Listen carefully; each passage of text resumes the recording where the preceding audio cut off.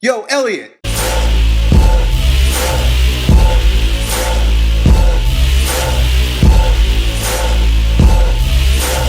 Really good question here from Mark QP about eating tuna. He says that he can't afford chicken breasts and that he would prefer to use tuna. He eats about 2 a day, but everywhere he's reading on the internet about tuna, he's discovering that if you eat more than 2 cans per week, you might get mercury poisoning, and he wants to know what he should do. So, for the record, I'm eating about 8 cans of tuna a week. I just started this. I think in another video I mentioned that, my uncle put me on this weird extreme diet for the final stretch of my cutting plan, and it requires that I eat a crap load of tuna. And the very first thing I asked my uncle is, aren't I going to get mercury poisoning? And he gave me some pretty sound advice, especially, as an older, wise man to a young, arrogant kid who reads the internet a lot. He said, look, you see how ripped I got when I was bodybuilding? I ate tuna every day for a few weeks straight, and I don't have mercury poisoning. The idea that you're going to get mercury poisoning from eating a few cans of tuna a week or per day for a short period of time, I think is a little neurotic. I think, and I'm the one that perpetrates a lot of these ideas. I've said things like this in the past. And I guess I've got to tell myself a new story so that I can accept my new diet. But basically, if I'm gonna get mercury poisoning from eating a few cans of tuna for a 5-week stretch, then I've got bigger problems. Namely, my detox systems are not working in my body, my immune system is screwed up, and if I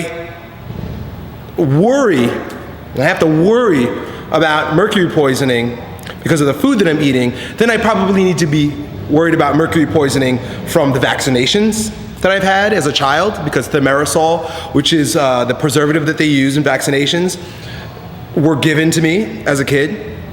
I should be worrying about the amalgam fillings in my mouth that are mercury based, and as they're deteriorating, because I got them when I was like 5 years old, or probably close to like 9 or 10 years old, they break down and I'm ingesting this mercury.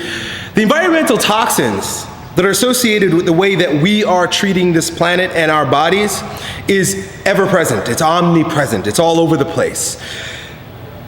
Is there validity in getting sick due to environmental toxins? Absolutely. I think a lot of our allergies and our asthmas and our cancers are all due to environmental toxins in our food, in the air that we breathe, in the water that we drink, in the metals that we put in our body, in the medications that we take.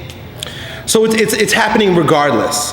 I would say, practical advice, because I'm starting to rant here. Practical advice, look, if you're going on a diet for a few weeks, maybe even just a handful of months, and you're eating more than 2 cans of tuna per week, I don't think it's the biggest problem you're going to have. I don't think it's going to destroy your life.